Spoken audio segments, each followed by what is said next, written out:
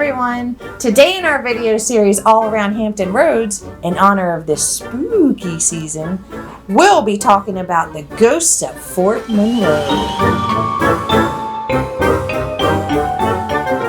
We're going to be telling you about a few of the well-known ghost stories centered around Fort Monroe, as well as showing you some of the spots that they are rumored to haunt. If you've never watched us before, my name is Susannah Oscarsson. And I'm KatieCRealtor. Thanks for watching. We hope you enjoy.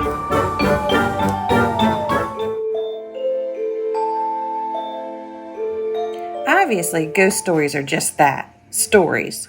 But some places tend to have more of them centered around them than others, and that seems to be the case for Fort Monroe in Hampton, Virginia.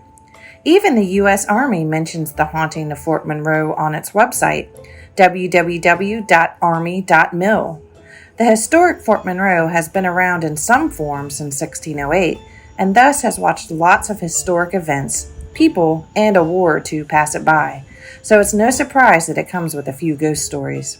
Without further ado, let's delve into some of the most popular ghost stories of Fort Monroe. A lot of the ghostly sightings are centered around different areas inside the moat. So first, let's visit the Casemate Museum.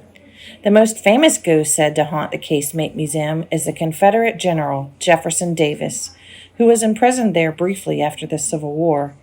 It is said that his ghost still takes evening walks along the ramparts today. Paranormal investigators have recorded sounds of disembodied voices and horse hooves at the Casemate. You can visit the Casemate Museum for yourself, and for hours and ticket info, visit www.fortmonroe.org.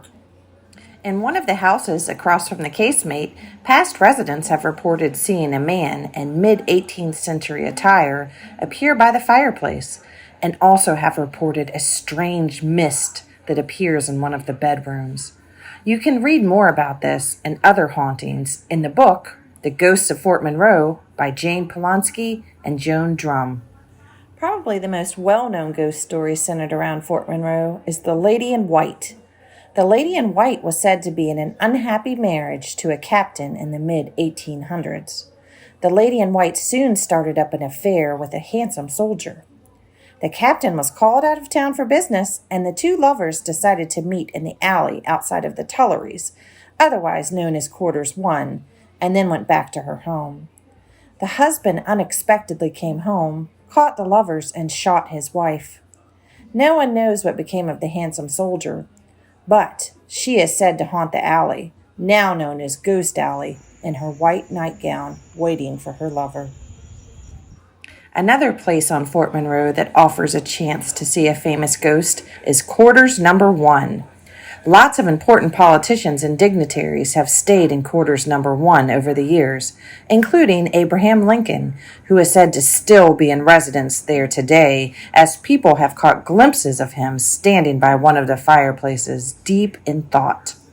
Paranormal investigators have also recorded an electronic voice recording of a little girl calling out the name Greta.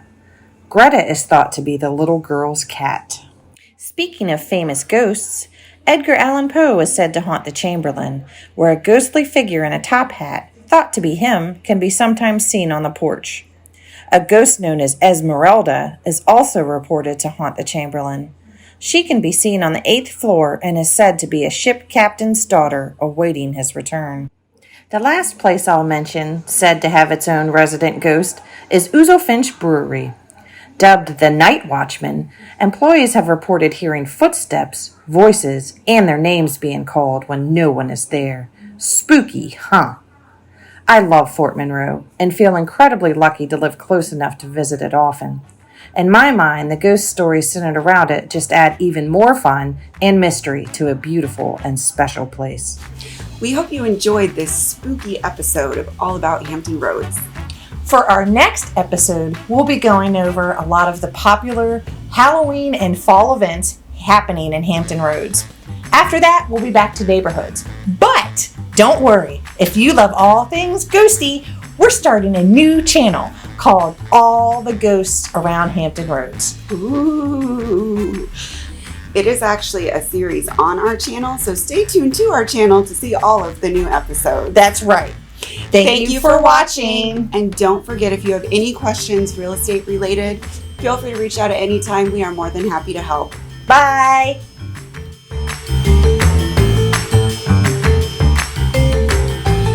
Hey everyone! In honor of this spooky season, I messed up. I'm sorry. You're fine. You're fine. Series all around Hampton Roads in honor of this spooky season. Abbitt.